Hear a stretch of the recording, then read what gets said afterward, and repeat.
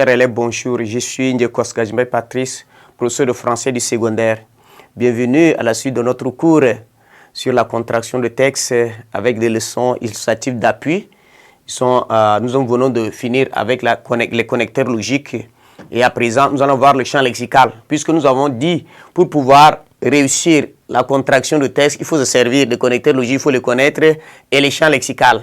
C'est-à-dire les champs lexicaux. On appelle champ lexical, c'est un ensemble de mots et expressions qui tournent autour du même thème. Voilà, c'est ça la question. Et comment vous devez comprendre? Et les champs lexicaux vous permettent donc de pouvoir cerner le thème, l'idée du texte. Quand on dit que le texte ici parle de la médecine, c'est pas parce qu'on voit un jour seulement apparaître un mot où on dit que c'est la médecine. Non, c'est à partir d'un certain nombre de mots qu'on recense. Par exemple, quand on parle, le texte parle de l'hôpital.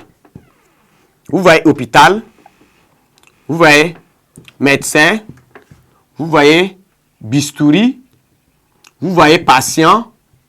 Voilà, tout ça. Vous voyez des termes comme ça, patient. Vous voyez diagnostic, vous voyez malade. Vous dites que voilà, ça, nous sommes dans ce qu'on appelle le champ lexical de la médecine. Voilà, c'est ça. Voilà, c'est ça. Champ lexical de la médecine. C'est comme ça qu'on dit. Quand vous voyez, vous allez parler, par exemple, champ lexical de la nature, vous avez dit que le texte parle de la nature. Peut-être quand vous entendez, vous voyez qu'elle parle montagne, vallée, fleuve, plaine, rivière. Voilà, c'est ce que vous ferez nécessaire.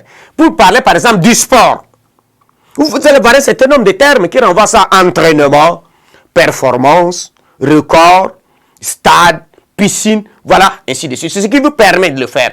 Vous devez aussi parler aussi des champs lexicaux de la citoyenneté, que lorsque vous voyez des mots comme civisme, civilité, respect de la vie privée, respect de la liberté des autres, la politesse, nous avons le patriotisme. Voilà, c'est ces termes-là qui expriment que voilà, nous sommes effectivement dans ce qu'on appelle le champ lexical. Donc, ce qui vous permet de trouver le thème. Par exemple, on peut parler le texte parle de l'éducation ou de l'école. Mais il faut des thèmes qui renvoient à ça. Par exemple, quand on parle de l'école, vous allez voir tableau noir, élève, enseignant. Voilà, ceci de vous dites que c'est l'éducation, l'enseignant, l'école. Voilà, c'est à partir de ce moment qu'on trouve. Voilà ce qu'on entend par champ lexical. Mais vous devez voir l'autre aspect, qu'on parle des termes génériques.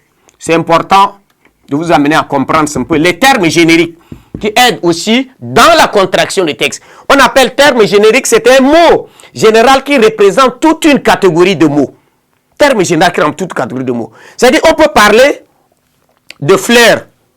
Mais à l'intérieur de fleurs, nous avons beaucoup plus. On a rose, on a les tulipes, on a jonquille, on a muguet, on a tout ça. On peut parler de mammifères. Mais le terme mammifère ici est générique pour toutes les espèces animales allaitant leurs petits. Donc, dans mammifères, on a homme.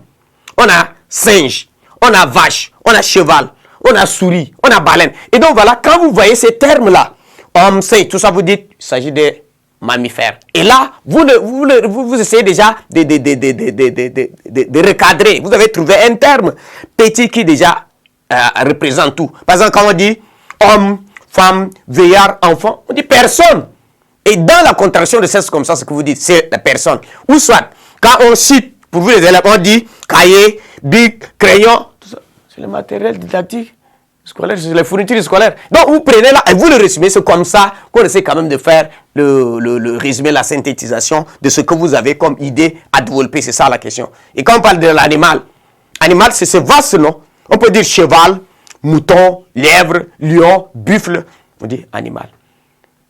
Quand vous allez parler de reptiles, quand on parle de serpents, margouillat, tortue, dinosaure, crocodile, lézard, varan. Bon, il y a des choses qui rampent là. Voilà, c'est ça. Et donc, par exemple, quand on dit homme, oiseau, animal, félin, reptile, peuvent être englobés sous le terme générique d'être vivant. C'est tout ce qui vivent. Donc, voilà, chers élèves, les éléments qui nous aideront donc à pouvoir bien parvenir donc à restituer l'idée d'un auteur. Et donc, ce n'est pas exhaustif ce que nous avons donné, mais ça peut vous éclairer un peu pour pouvoir continuer dans vos recherches, donc à pouvoir le faire. Merci à vous de votre bien aimable attention. Faites-en bon usage. Merci beaucoup.